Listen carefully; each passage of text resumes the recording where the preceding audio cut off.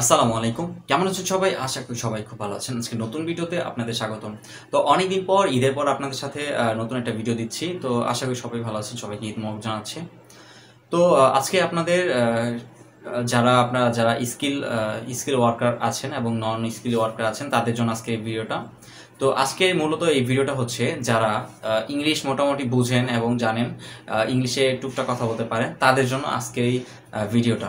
কারণ হচ্ছে যে নিউজিল্যান্ডে কিন্তু বর্তমানে কর্মী তারা নিচ্ছে এবং অনেকগুলি ক্যাটাগরিতে তারা তাদের দেশে লোক নিচ্ছে।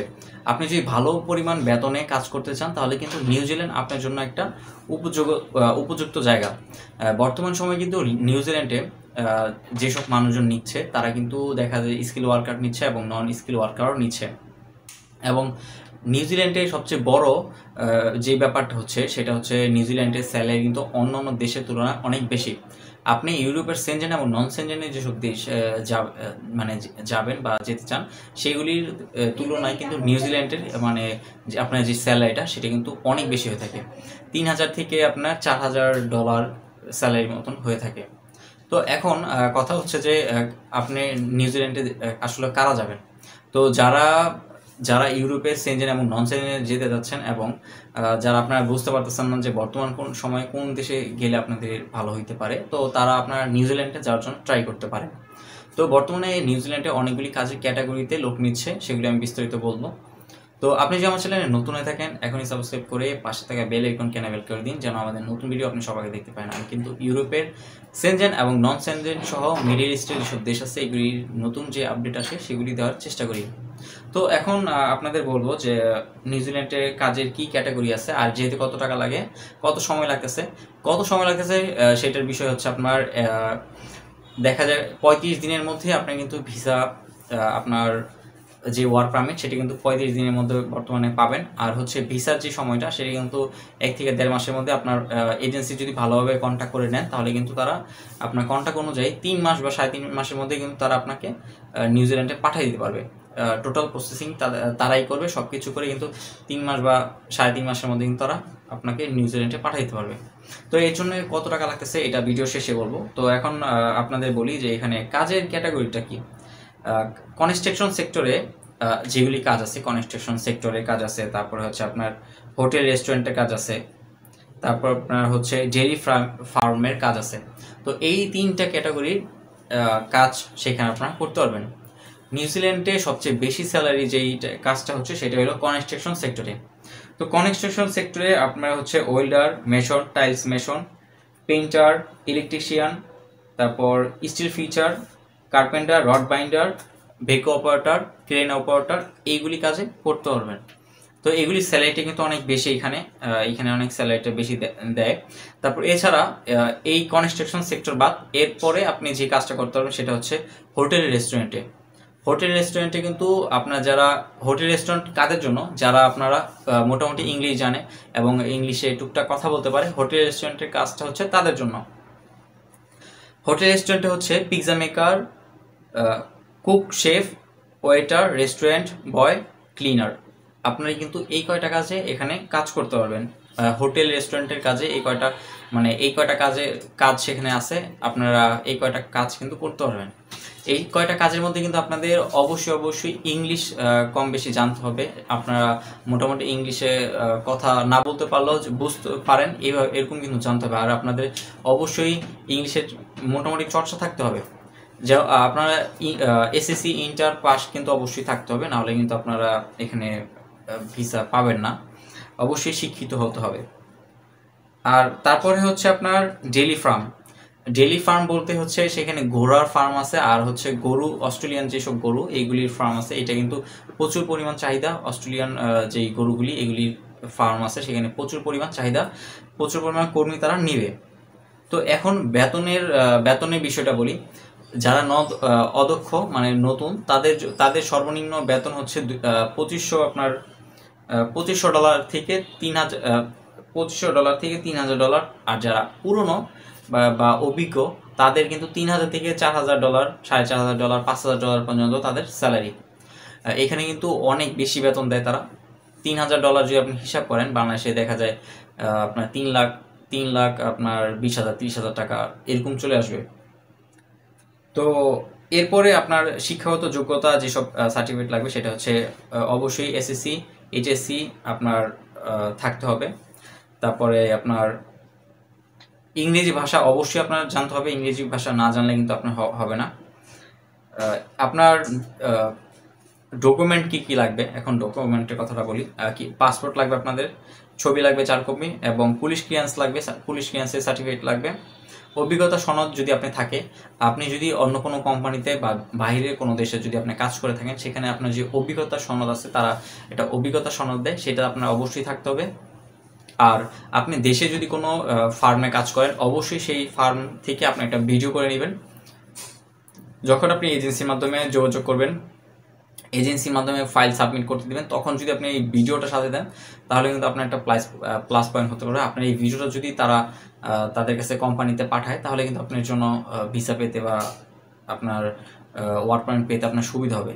আপনার সব কিছুই কিন্তু ভিডিওটা করলে আপনার অনেক সুবিধা হবে। এই ভিডিওটা যেমন আপনি হচ্ছে একটা কনস্ট্রাকশন সেক্টরে কাজ করেন, আপনি হোটেল রেস্টুরেন্টে কাজ করেন, আপনি যেই কাজটাই করেন এখানে কিন্তু আপনার একটা ভিডিও ফুটেজ তাদের দিতে হবে। আপনার 1 মিনিটের মতন একটা ফুটেজের মধ্যে আপনি যে কাজ করেন এগুলির সম্পূর্ণ একটা ভিডিও শর্ট ক্লিপ করে আপনি আপনার যে এজেন্সি তাদের কাছে দিতে হবে আপনাকে। তাহলে আপনার এজেন্সি যদি আপনার দায়িত্ব নেয় তাহলে কিন্তু আপনি খুব দ্রুত আপনার ওয়ার্ক পারমিট পাবেন এবং ভিসা হয়ে যাবে। এছাড়া এখানে যে প্যাকেজগুলিতে আপনি যাবেন, আপনি যে নিউজিল্যান্ডে যে প্যাকেজগুলিতে যাবেন, এই প্যাকেজের মধ্যে আপনার হচ্ছে 2টা প্যাকেজ। একটা প্যাকেজ হচ্ছে আপনার 16 লাখ টাকার প্যাকেজ। এখানে কিন্তু অনেক বেশি টাকা নেয় নিউজিল্যান্ডে, যেহেতু এখানে স্যালারিটা অনেক বেশি দেয়। তো স্যালারি যেহেতু এখানে অনেক বেশি এবং ইনকামের সুযোগ সুবিধা রয়েছে। এখন খাওয়া দাওয়ার ব্যাপারটা বলি। এখানে হচ্ছে সপ্তাহে 6 দিন কাজ করতে হবে, 1 দিন বন্ধ। আর হচ্ছে আপনার খাওয়া দাওয়ার বিষয় হচ্ছে থাকা খাওয়া আপনার কোম্পানি দিবে। অনেক কোম্পানি শুধু থাকার ব্যবস্থা দিবে, খাওয়া নিজের এমন কিন্তু হয়। তো এখানে ফিক্সড না যে কোন কোম্পানি দিবে কিনা খাওয়া থাকা দুইটা, কিন্তু অবশ্যই থাকার ব্যবস্থার কোম্পানি আপনাকে করে দিবে। খাওয়া নিজের হতে পারে এবং কোম্পানিরও হতে পারে, এটা শিওর না। আর এখানে আপনার ডিউটির যে টাইমটা সেটা হচ্ছে 8 ঘন্টা। 8 ঘন্টার পরে আপনি যদি তারা যদি আপনাকে রাখে তাহলে কিন্তু ওভারটাইম হিসাবে হবে। কিন্তু দেখা যায় এমনিতে নিউজিল্যান্ডে ওভারটাইম করায় না, খুব কম করে। আপনি পার্ট টাইম এই টাইমে অন্য কোথাও জব করতে পারবেন, পার্ট টাইমের কাজ করার সুযোগ রয়েছে সেখানে।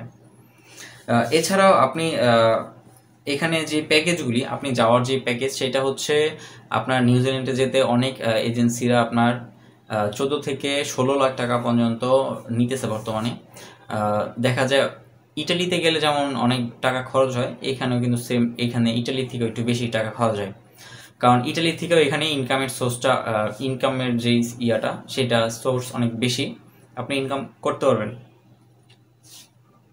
আপনার কাজের সময় বাদ দিয়ে আপনি অন্য কোনো কোম্পানিতে আপনি পার্ট টাইম কাজ করতে পারবেন, এটার সুযোগ সুবিধা সেখানে রয়েছে। আর এখানে যে আপনি যে এজেন্সির কাছে টাকা পয়সা দিবেন তাদের কাছে অবশ্যই চুক্তি করে, অবশ্যই 300 টাকা স্ট্যাম্পে এগ্রিমেন্ট করে তারপরে কিন্তু আপনি চুক্তি করবেন। তারা কিন্তু 17-18 লাখ টাকা, মানে সেখানে তারা 2টা প্যাকেজ দিচ্ছে। একটা হচ্ছে আপনি অ্যাডভান্স তাদের 1 লাখ টাকা দিতে হবে। অ্যাডভান্স 1 লাখ টাকা দিলে তারপরে আপনার যে ফাইল তারা এটা প্রসেসিং শুরু করবে, এবং তারা আপনাকে ভিসা পরে আপনার যদি ওয়ার্ক পারমিট আসে তারপরে তাকে আবার 2 লাখ টাকা দিতে হবে। তারপরে যখন আপনার ভিসা হয়ে যাবে তখন আপনার বাকি সব টাকা ক্লিয়ার করে তাদের থেকে টিকিট নিয়ে তারপরে কিন্তু আপনি ফ্লাইট করে চলে যাবেন। টিকিটের আগে সব টাকা তাদের পরিশোধ করে দিতে হবে। তারা যদি 15 লাখ টাকায় যদি রাজি হয় তাহলে ভালো, যদি 14 লাখ টাকা রাজি হয় তাহলে আরও বেশি ভালো। এরকম কিন্তু তারা তাদের ডিমান্ড করে। এখন কিন্তু 14 থেকে 16 লাখ টাকা পর্যন্ত নিতেছে।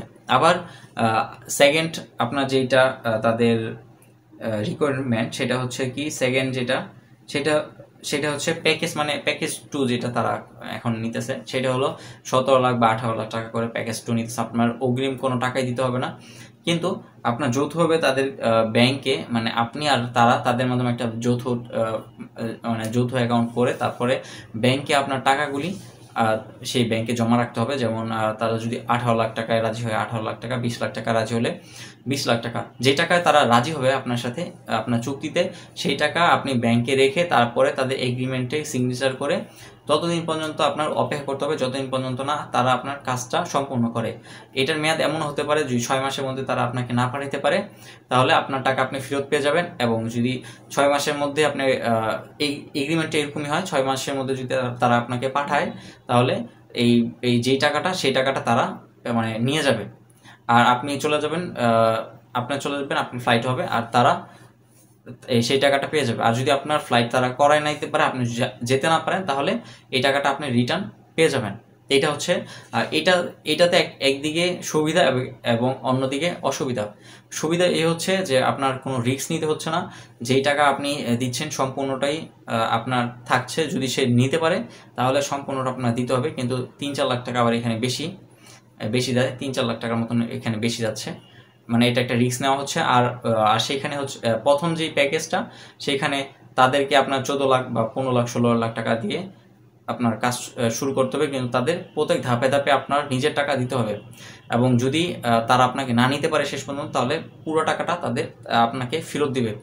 এগ্রিমেন্টগুলি এভাবে মানে এখন হচ্ছে নিউজিল্যান্ডের জন্য। তো এই ছিল আজকের ভিডিও। যদি আপনি নতুন হয়ে থাকেন আমার চ্যানেলে অবশ্যই সাবস্ক্রাইব করে রাখুন, আর যদি কোনো কিছু বুঝতে না পারেন বা জানার ইচ্ছা থাকে তাহলে অবশ্যই কমেন্ট করে জানান। দেখা হচ্ছে পরবর্তী ভিডিওতে, সে পর্যন্ত ভালো থাকবেন, সুস্থ থাকবেন, আল্লাহ হাফেজ, আসসালামু আলাইকুম।